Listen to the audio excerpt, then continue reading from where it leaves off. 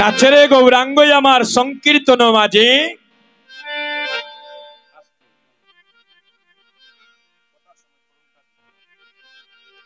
আর দুশতি ফুলের মালায় আমার গৌর গলে সাজে। মাগো লীলাতেও অনেকে শুনেন, লীলার যদি তাৎপর্যগুলা না বুঝেন ওই গান পরিবেশন করে কোনো লাভ নেই। এই দেখেন পঞ্চতত্ত্বের ফটো রাখা ঠাকুর ঘরে। এই পঞ্চতত্ত্বের মধ্যে কয়জন দেবতা? 5 জন দেবতা। এই 5 জন দেবতার নাম কি? শ্রীকৃষ্ণ চৈতন্য আমার প্রভু নিত্যানন্দ, শ্রী অদ্বৈত গদাধর শ্রীবাসাদি গৌরী ভক্ত বৃন্দ। দেখেন ডান পাশে একজন, ওনার নাম হচ্ছে শ্রীবাস। ওনার বাড়ি হচ্ছে আমাদের বিয়ানীবাজার পণ্ডিতপাড়া, কিন্তু বড় হয়েছেন নবদ্বীপে। ওই শ্রীবাস বাবুর বাড়ি কোথায়? আমাদের বিয়ানীবাজার পণ্ডিতপাড়া, যার নামে মহাপ্রভু অঙ্গন করে দিলেন। যেখানে দেখবেন কীর্তন হয় সেই আঙ্গিনাটার নাম হয় দাদা শ্রীবাস অঙ্গন। তার অনেক কথা, সেদিকে আমি যাব না।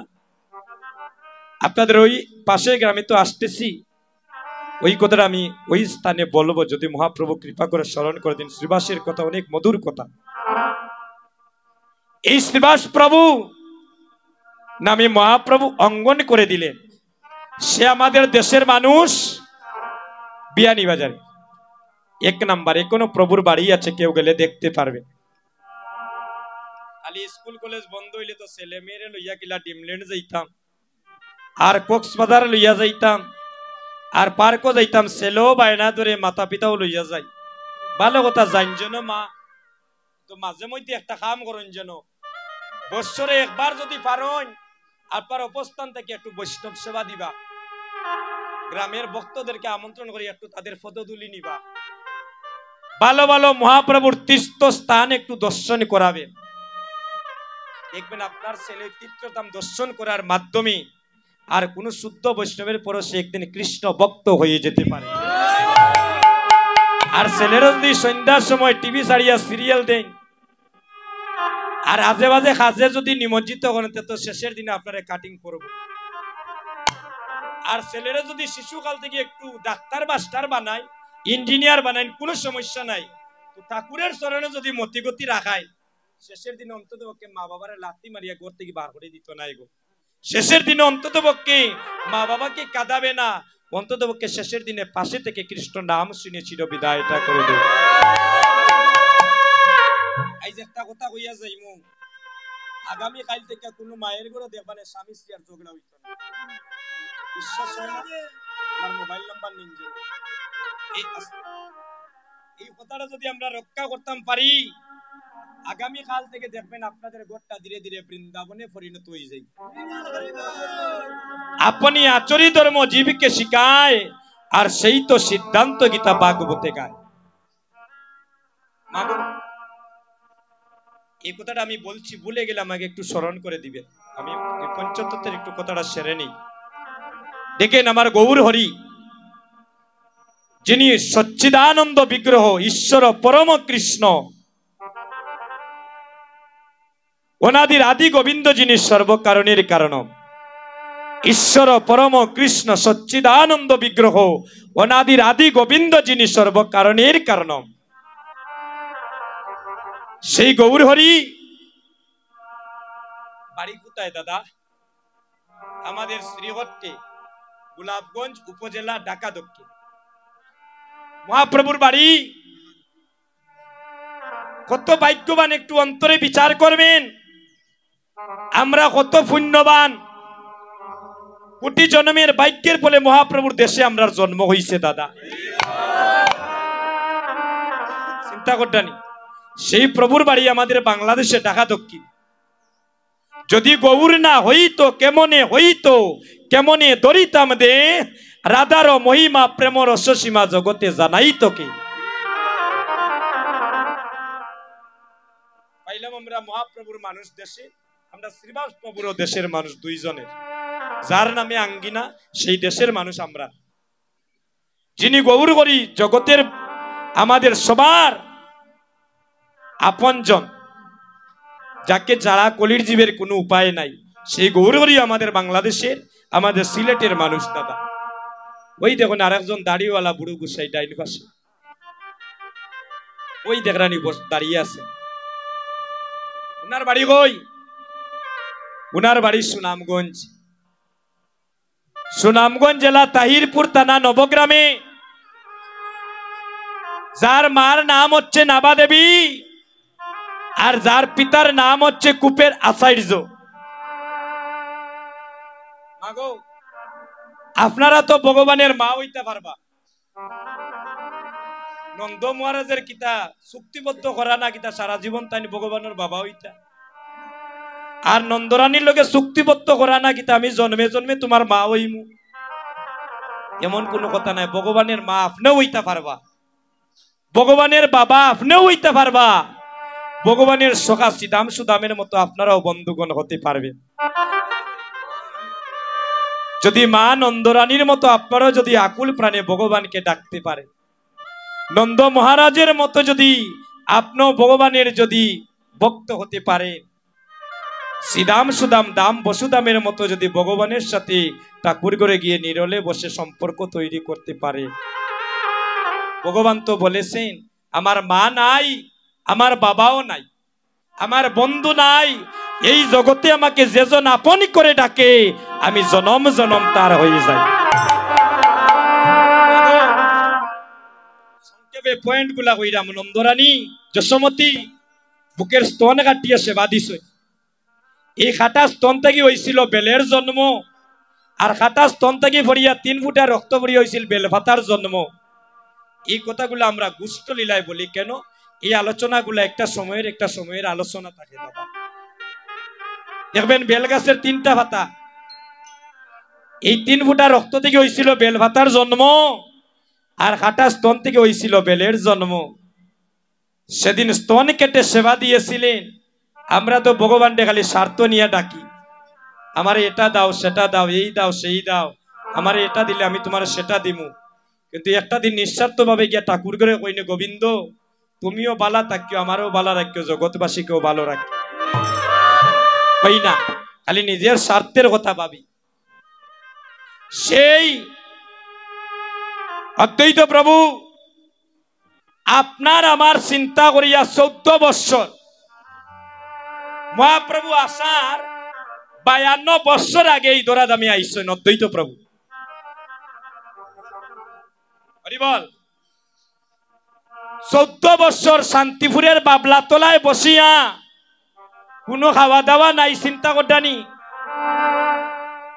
কোনো খাওয়া দাওয়া নাই গো মা। কতদিন? 14 বৎসর। আমরা 14 মিনিট কীর্তনে বইতাম পারি না, হাতে সাবানি কামড়ানি শুরু হয়ে যায়। ও কীর্তনিয়া ভালো নয়, ও কীর্তনিয়া ভালো, অমুক বক্তা ভালো নয়, তমুক বক্তা ভালো, অমুক ছেলে ভালো নয়, অমুকের ছেলে ভালো।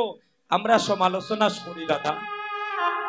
একটা দিন বিচার করলাম না, আমি কতটুকু ভালো, আমি ভালো জগৎ ভালো, আমি চুর জগৎ চুর, আমি ডাকাত জগৎ ডাকাত। যেজন নিজেকে জগতে সাবধান করতে পেরেছে সেই হচ্ছে সাধু।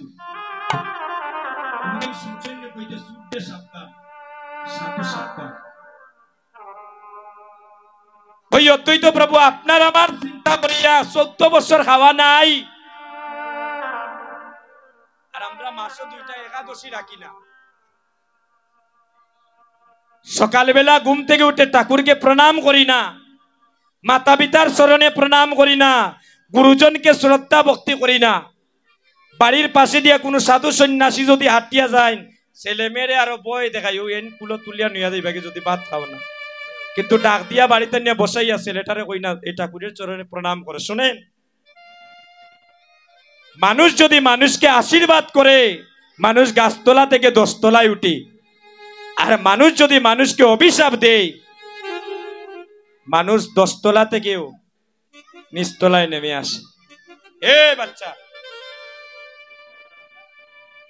এই দেখেন আমার গলায় একটা মালা। আপনাদের আশীর্বাদে তো আমরা ভারতে কীর্তন করি। আমি গতকালকেই ভারত থেকে আসলাম।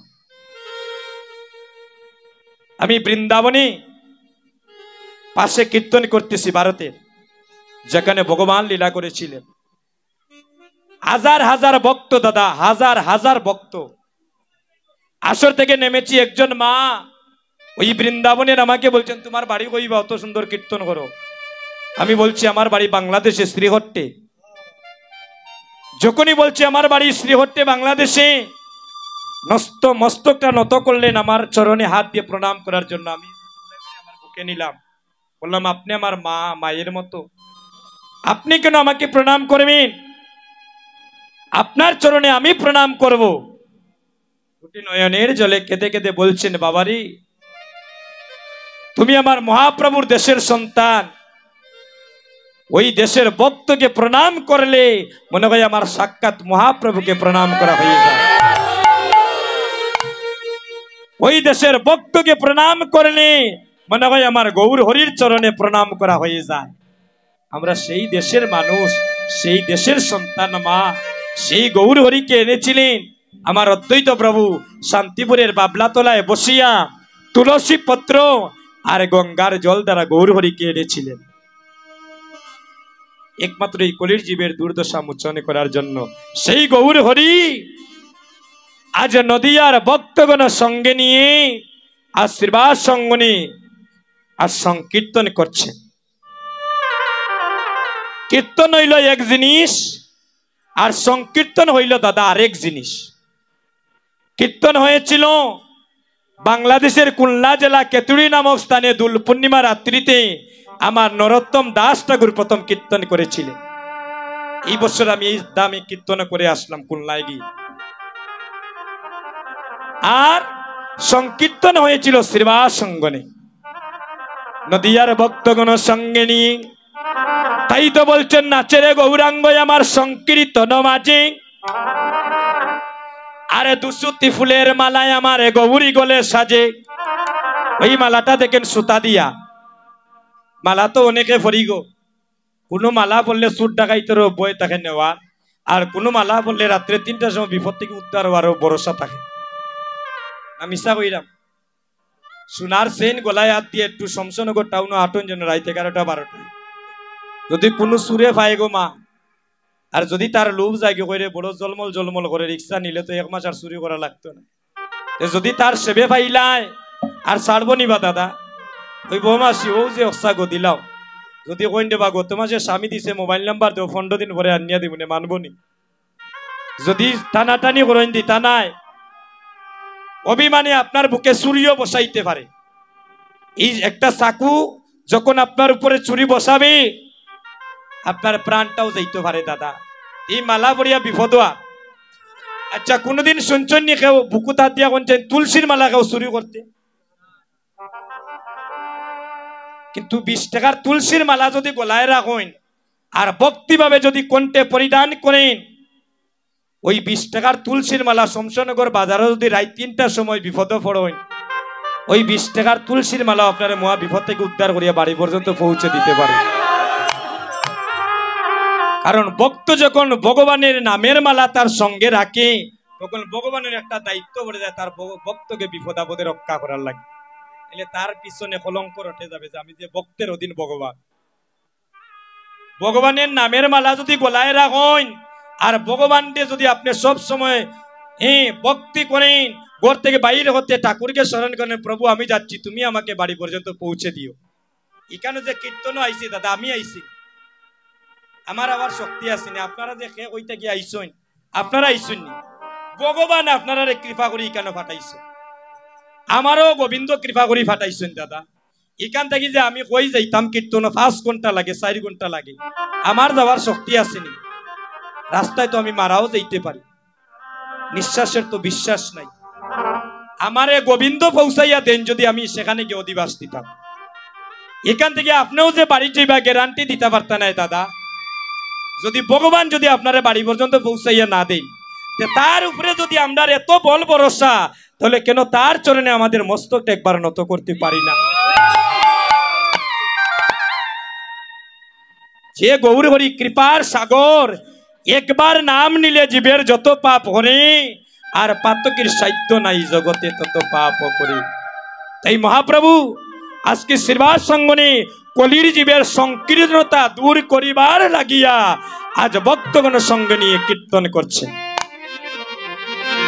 একে তো কুসুম মালা গৌর বরণ উলুতনি, ওরে একে কুসুম মালা গৌর বরণে শ্রীরাধার বাবা গৌরার পড়ে গেল মনে, শ্রীরাধার বাবা গৌরার পরে গেল মনে, শ্রীরাধার বাবা গৌরার পড়ে গেল মনে, ওরে শ্রীরাধার বাবা গৌরার পরে গেল মনে, মনে পড়িল মনে পড়িল মনে পড়িল মনে পড়িল প্রভু রাধার কথা মনে পড়িল, রাধার কথা মনে পড়িল, প্রভু রাধার কথা মনে পড়িল, রাধার কথা মনে পড়িল, প্রেমানন্দে হরি বল, ওরে রাধার কথা মনে পড়িল, হরে প্রেমানন্দে হরি বলো, রাধার কথা মনে পড়িল, হরে প্রেমানন্দে হরি বলো, প্রভু রাধার কথা মনে পড়িল, রাধা রাধা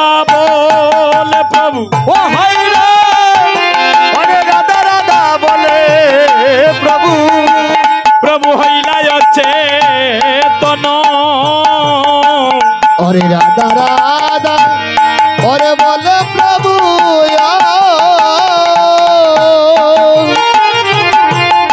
আরে হইলাই সে ধন, আরে যদু নন্দন দাসে আজি জরে দুই নয়ন, ও হাই রে যাদু নন্দন দাসের আজি ধরে দুই নয়ন,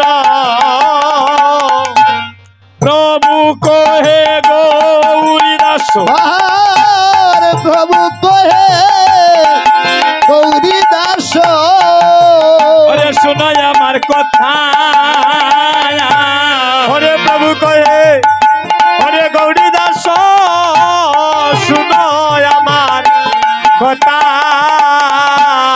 ওরে আমারে আমারে লইয়া রে চলো, আমার দয়া সে যেতা, ও হাই রে আমার লয়া রে চলো, রাধা আছে গোতা, ওরে আমারে আমারে লইয়া রে চলো, আমার দয়া সে যেতা, ও হাই রে আমার লইয়া চলো আমার রাধাই আছে গোতা, গৌরী দাস বলে প্রভু, ও হাই রে ওরে গৌরী দাস বলে প্রভু, অপ্রভু গ কেন উচ্চাটন,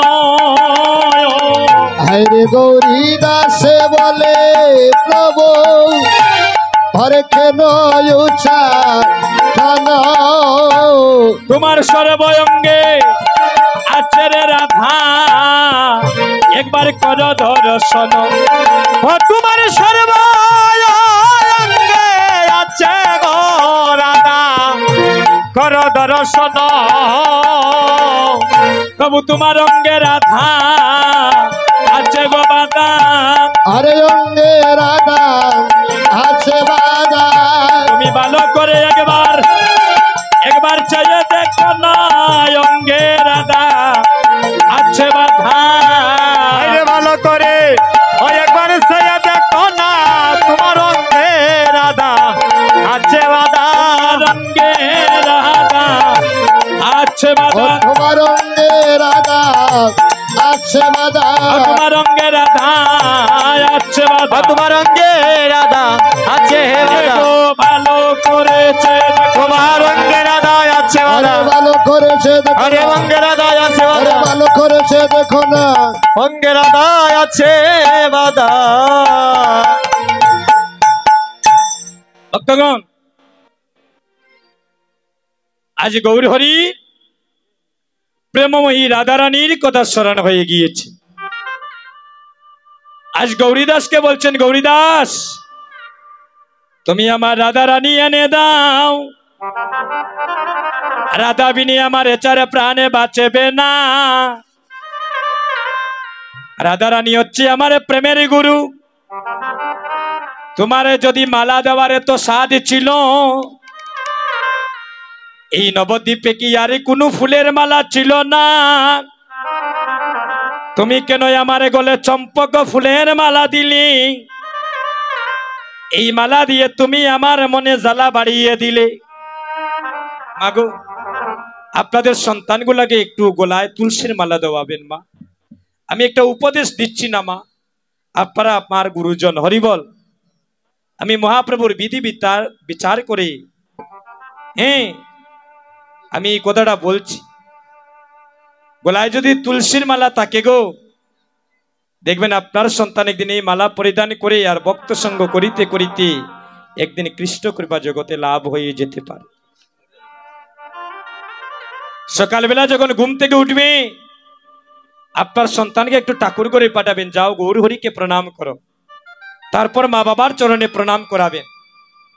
আর যে সন্তান ঘুম থেকে উঠে গৌর হরির চরণে প্রণাম করে, মা বাবার চরণে প্রণাম করে, এই সন্তানের সর্বদা মা বাবার আশীর্বাদ থাকে, গৌর হরির কৃপা থাকে, ওই সন্তান একদিন কৃষ্ণ ভক্ত হয়।